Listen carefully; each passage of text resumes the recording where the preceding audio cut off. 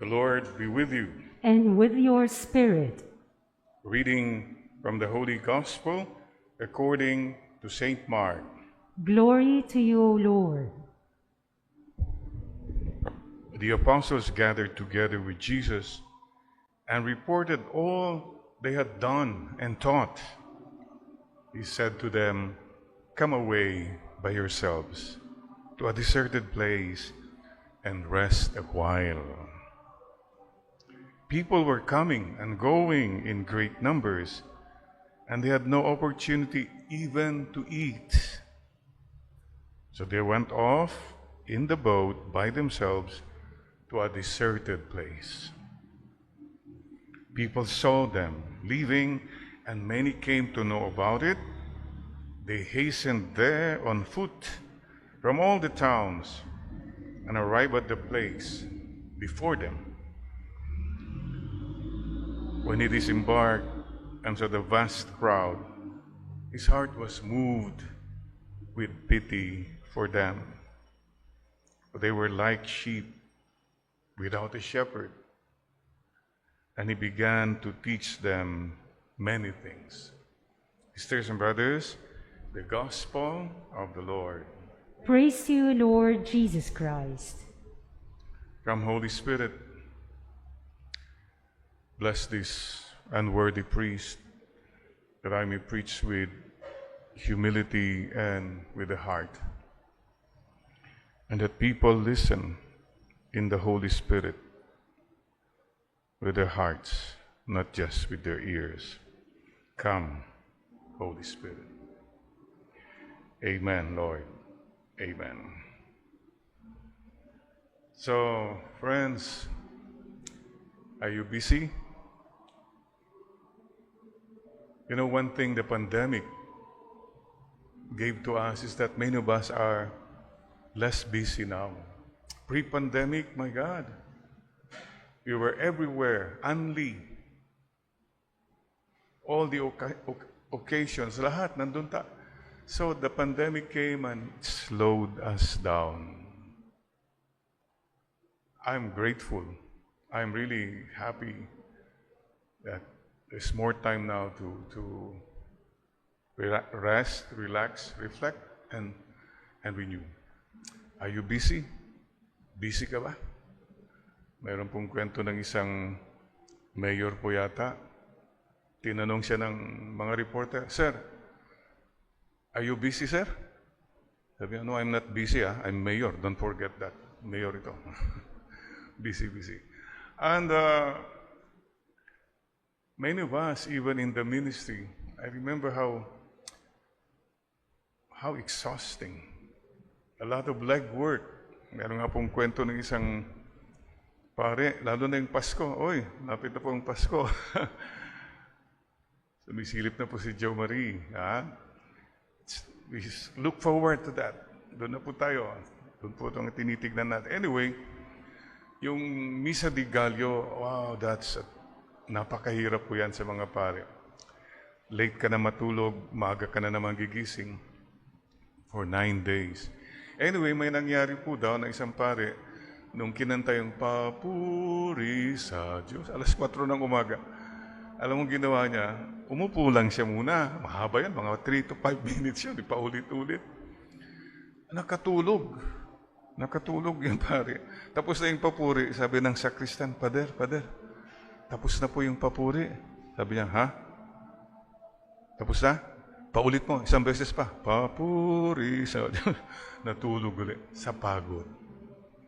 Look, the Lord is telling us something today. Come away by yourselves to a deserted place for a while and rest a while. Tired, pagod na. So siguro, isipin po natin, alam po nyo yung mga gawain, busy. Saan ka busy? Busy with your hands, trabaho. Busy rin mga iba sa isip, daming iniisip, isip ng isip. Hindi na makatulog. May iba naman, busy dito. Daming heartaches, daming mga tampo. Ay, your heart, matutulog ka na lang. Puno ka pa rin ng hatred or anger. Let your heart rest for a while. Iba naman, busy dito. Busy nang talaga, non-stop. O busy sa text. See, I don't think the Lord wants us to live that kind of life. Kaya tama po, pakicheck nga po ninyo, what should I tone down? Siguro hindi naman kailangan na yan. Pati yung mga iba yun na nga yung kakain na lang tayo, di ba? A meal is a time with persons. Naku, mga iba, parang ako, I don't feel, well, it means, kung ganun ka ng ganun sa harap ng iba, ibig sabihin, they're not important eh. Mas importante sa ito. These are the little things perhaps, oo nga, no? Let's put this down and let's just be persons. Ito, functions pa rin. May gagawin pa kasi ako eh. O at least mag-excuse ka man lang, umalis ka muna doon. These are the little things perhaps. Plus, syempre, yung tanong na rin po, do you have time to be with the Lord? To listen. You know why you need to slow down, take it easy? Because you need to listen. Many of us are not really listening to God. If you listen long enough, a lot of things will fall into place. So mga kapatid, rest a while. Slow down. Slow down. You move too fast. You got to make the morning last. Feeling groovy. Naku, there was a song way back. Simon Garfunkel ba yan? Slow down. Slow down po tayo. What's your hurry? You know, the Australians always say, what's your hurry, mate? What's your hurry, mate? Ba't ka nagmamadali? No worries, mate. Maybe we should remember that. Remember this po, at the end of your life, wala pong magsisisi na sayang nagtrabaho pa sana ako. No one will ever regret that, oh, I should have worked more. Ang pinakamaliging regret siguro natin, I should have loved my family more. I should have gotten in touch with my real friends more. I should have prayed more. See, mga kapatid, slow down. Take a rest for a while. And taking a rest, taking it easy, is not being lazy. Oh, Father, wala akong panahon sa mga ganyan. I have to work. Fine, okay po yun. Saludo po tayo sa diligence. But sometimes, yung dahil sa napaka-focus ka palagi sa mga work mo, mga functions, mga plano mo, you hardly have the time to see persons. Functions, persons. I'd rather go for persons first. Because God is a person. You are a person. I am a person. Anyway, paalaala lang po. Sabi nga ng mga teenagers natin, ano ba tawag nila sa kanila? They are the Z generation na? Gen Z. Chill. Chillax. Tama po yun. Worry. The more you worry, the more you hurry to the cemetery. And I keep saying too, don't take yourself too seriously. There is a God. Maybe when we overwork, we forget it's God's work. We are putting ourselves at the center. We should put God back to the center. So mga kapatid, 3 R's sa buhay natin, huwag kakalimutan na. The first R is to relax. To relax means take a walk or whatever. Yung something na may time ka rin sa sarili mo, maglakad ka or go to a quiet corner. Mga iba, nagsisili yata, gano'n, no? Whatever. But please, relax. Not only physically, but mind, heart, soul. Relax. Mayroong kwento nga po isang matanda, 80 years old, malakas pa. Tinanong siya, Lolo, anong secret mo? Why are you strong? Well, because, sabi niya, years ago, nung bata pa kami ng wife ko, we made a pact na kung may nagkamali o kung mayroong magagalit na, ganon, ang gagawin na lang, lumabas ka sa bahay, maglakad ka ng 5 kilometers. Right? So, halos everyday, 5 kilometers ako naglalakad kung may mga mali ako. At saka, bakit naman si Lola? Malakas din. Alam mo, sabi niya, every time na lumalabas ako, sumusunod siya. Sinisigurado niyang makakabalik ako. See, for them, that was the time to relax. Second R, very important po. This is what we need now. We need time to reflect. Reflect. The unreflected life is not worth living. Ang gulo ng buhay, you have to stop and say, hey, what's happening? Ano bang nangyari? What do I do? Ito hindi tama. You cannot reflect when you're just busy always. Be still and know that I am God. What have you learned, for example? 1.5 years na itong pandemic. What have we learned? Have we really reflected? Ano kayang sinasabi ni Lord sa nangyayari ngayon? Take time to reflect and to pray. Yeah, go on a retreat if you can, or spend every day, ito na yung daily time with God. Prayer time. May prayer time ka ba? I have a very simple suggestion. It has helped me a lot. Medyo natututo na ako sa mga smartphones, mga gano'n. You know what you do? First thing in the morning, you log in to God. Pray ka agad. Lord, I'm logged in already, Lord. And I'm connected with you all throughout the day. At different times of the day, I am getting connected. You pray. Hindi lang yung mag-log in ka, that's it. No. It means you are now connected. You experience something, Lord. Little moments. Log in.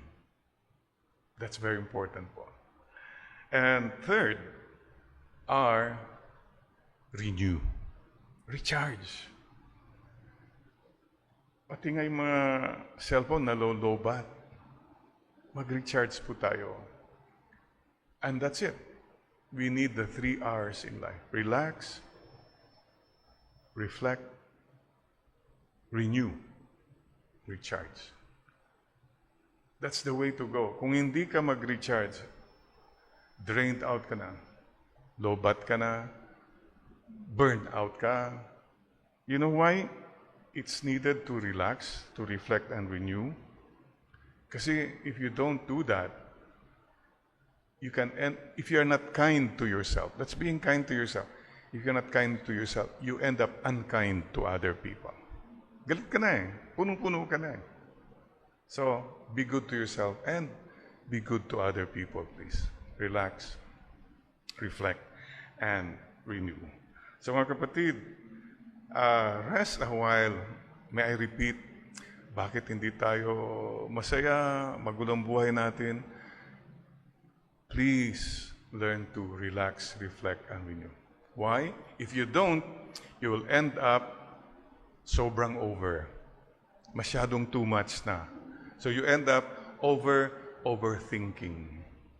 Iisip ka ng isip. Your mind doesn't rest. Matutulog ka na lang, isip na naman. Ang dami ka ng worries. So what do we do? Let's pray for the grace, Lord. Overthinking, Lord, may I learn to trust you more. Overthinking is a sign that you don't have much trust on somebody greater than you. It's all about you kasi. But then you say, okay, Lord, I trust in you. Ito lang po naiisip ko, but bahala na po kayo. You submit to the Lord and submit to the feet, at the feet of the Lord. That's a very humble thing. The more you think about it, I submit it at your feet, O Lord. Sa paanan po niyo. That's humble gesture. Kasi pag nilagay mo sa paa, pwedeng sipain lang yan, di ba? But that's the image. Lord, whatever plans I have, I submit them at your feet. Overthinking. Number 2, bakit pagod na pagod ka? Exhausted ka na. Dito yan eh. Overhurting. Dami kang hugot. Di ka maka-move on. Di ka makapagpatawad. Marami kang expectations, disappointment. Ang sakit-sakit kaya niyan. So what do? Helpless na yan, Father? No, it's not helpless. What do? The grace, you pray for the grace to forgive and to ask for forgiveness. Because if you don't forgive, you become a prisoner. Be good to yourself. That's why the Lord kept saying, mag-forgive ka na. Madali bang mag-forgive? Oh, no. No. But don't hate. Don't hate. Don't wish ill to people who hurt you. I praise and thank God for that grace, that no matter how hurt I am by people, I never wish them ill. I pray for them. Kasi po, if you wish them ill, magre-revenge ka, bumaba ka na rin.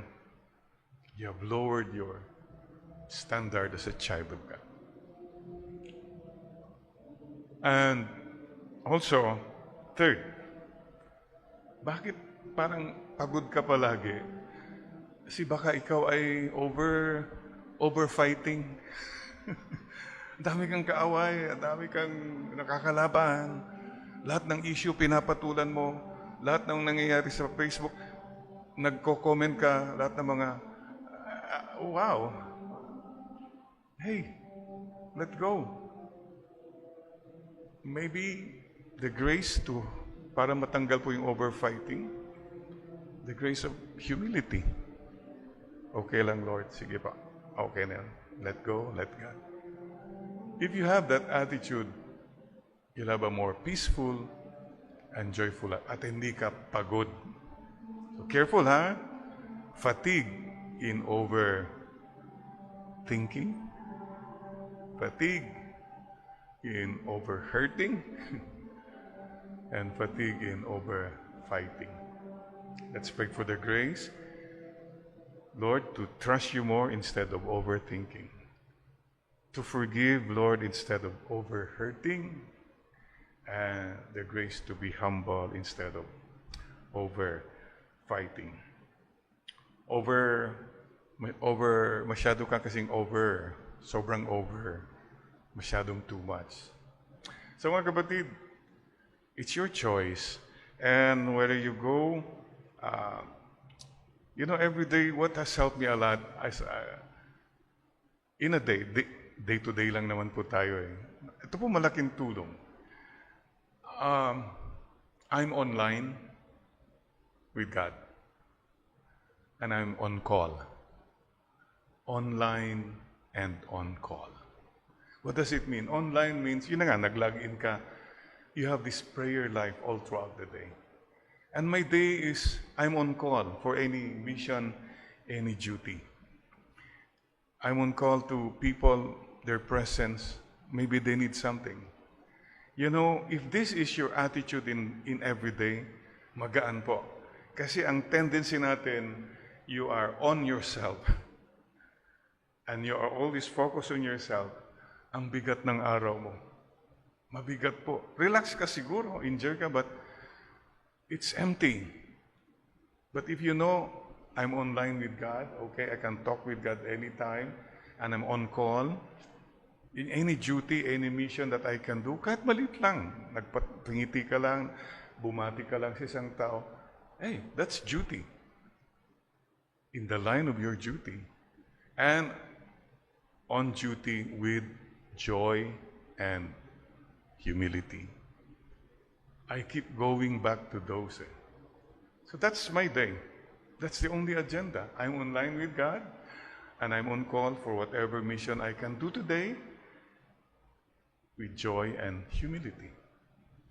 That's making it simple. Maybe yun ang kailangan natin. Stay simple na. What happened to you? Dati simple ka lang. Ngayon, complicated ka na. Dati masayahin ka. Ngayon, di ka nang ngumingiti. Dati approachable ka. Ngayon, para ka ng unreachable star. Dati simple ka lang. Ngayon, wala ka ng kilay. Ganon. Anong pinagagawa mo? You see? You don't even laugh at yourself anymore. I guess that's the thing that we should keep reminding ourselves. And dear friends, there are times when the Lord leads us to the way of the cross, the desert. The way of the cross is the silent way. I don't know if you have experienced, you're experiencing it now. Could be a problem, could be a sickness, it could be na siniraan yung pangalan mo, anything, persecutions. Follow the Lord on the way of the cross. In the silence, experience God. Don't listen to the crowd. The way of the cross, nung dumadaan si Jesus, nandun yung crowd eh. Nagbabato, dinuduraan, minumura lahat yan. Can't you see it's happening when you go to anything, to social media? That's what it is. But stay with the Lord. Focus in Him. Know that in that big crowd, there are real friends. And there's a majority who may not let you know, but they are with you. They are praying for you. In time, you will know them. So don't mind the crowd. Many of those in the crowd also have their own problems, kaya they throw it on other people. This is the time. Kung dadaan ka sa mga ganon, please remember this too. Kung may pinagdadaanan ka, daanan mo lang. Kaya nga pinagdadaanan lang yan eh. It will pass. It will pass. You'll come out a better person. In the silence, in the humility, God is molding you. God is taking care of you. So mga kapatid, please remember this. It's the presence of God, the presence of true friends in the end. Sige lang, walk on. Keep going. Walk on through the rain. Walk on through the wind. Though your dreams be tossed and blown. And speaking of that, lahat po tayo, may mga times when the Lord brings us to the desert. Why? Because He wants to speak to us. He wants to mold us. And you can come out of that stronger. And if you know what, mga kapatid, if you have never been broken, you will never know the quality, the guts you have. So, brokenness brings out the best of us, in us. And please remember this, a broken heart is an open heart. Anyone who goes any brokenness, you become open to the divine. So, be strong, mga kapatid. And please know that the Lord will never give you a trial beyond your capacity. Katamtaman lang. He will know when you're ready. So be patient. And, may I just share with you, yesterday, 3 years ago, was my lung cancer operation. Marami kasing madalas, mayroon pang lumalabas na repost, si Father Jerry may cancer, magdasal tayo. Salamat po sa prayers, pero mga repost po ito. Mayroon pa ngayong namatay na si Father Jerry sa cancer. Well, thank you for your concern. Advanced prayers, no, sa purgatory na yun. Anyway, when you listen to the Lord, you don't get disturbed much anymore by the crowd. Because the crowd can be unkind, uncaring. So listen to the Lord. That's all that matters. 3-hour operation became 8 hours. Thank God for Dr. Tony Ramos, Dr. Nels Bambalan. The VATS, video-assisted thoracic surgery, Dr. Sarte, Dr. Munoz, Ante, all the people who have helped me, Dr. Ruth, Divina Gracia, lahat po. Thank you po. Maraming salamat po.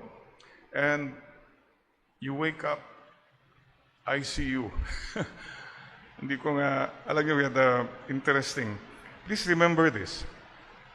Jeremiah 30, verse 17. I will restore you to health and heal your wounds, says the Lord. That's His promise. I will restore you to health and restore and heal your wounds, whatever wounds you have in life. The Lord is the greatest healer. And there was one thing the Lord spoke to me, especially yung I was recuperating na. One of the readings of the Mass said, I have heard your prayer. I have seen your tears. I will heal you. I will add 15 years to your life. You know, Isaiah 38, verse 5. I held on to that. Lord, thank you for knowing my tears, knowing what I'm praying for. You know, I've heard you. I can hear you. I can see you. Yun ang assurance eh. It's my bonus. I will add 15 years to your life. Kinumpute ko that time, 2018, I was 64. Plus 15, 79. Wow! Okay, thank you, Lord. Sabi ko, thank you. Sabi ng mga kapatid ko, Father, konti naman yon. Uy, huwag na kayong kumontra. Sabi ko, okay na sa akin.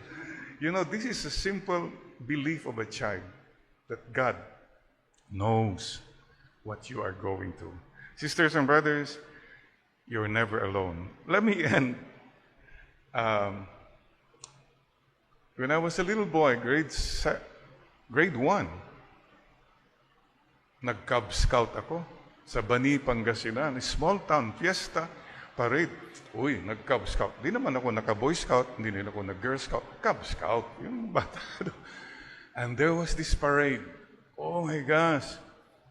You know, there were drums, umiikot sa buong bayan. For a little boy to see that town, ang laki pala ng bayan, may mga streets na I was afraid. And of course, I didn't know anyone. I just followed. I was afraid. And isa pa, well, all I had, I didn't have a complete uniform. Hiyang-hiya nga ako eh. Pero Cub Scout ako, sabi ko, kasi meron ako yung neckerchief pa yan, handkerchief, at saka mayroong isang ganun. That's all I had, t-shirt, of course. Wala akong shoes, wala akong cap. Pero Cub Scout ako. Madidinig mo yung crowd. Alam mo na, yung mga nasa balcony nila, oy, sino yon? Yung anak na yon. Ano ba yung batang Cub Scout? Wala namang tsinela, wala namang sapatos. No, madidinig mo yun eh. All kinds of comments. That's the crowd. Unkind. Anyway, but one thing I cannot forget, pagdaan ko sa bahay namin, lapit na yung plaza, I heard the voice, I could hear it, the voice of Mama and Papa. They were waving, Jerry, Jerry, you know, oh, Jerry, oh, I was so happy, yung ngumingiti na ako. Oh, Jerry, very good. They were cheering on their favorite Cub Scout. And that was enough for me. Ito po siguro ang gusto kong sabihin kung mayroon kang pinagdadaanan. Let the Lord, Mama Mary, cheer you. Anak, you'll be okay. You are their favorite Cub Scout. You are their favorite Girl Scout or Boy Scout. Listen. That's why we need to rest a while. If only to listen again that you are a favorite of God.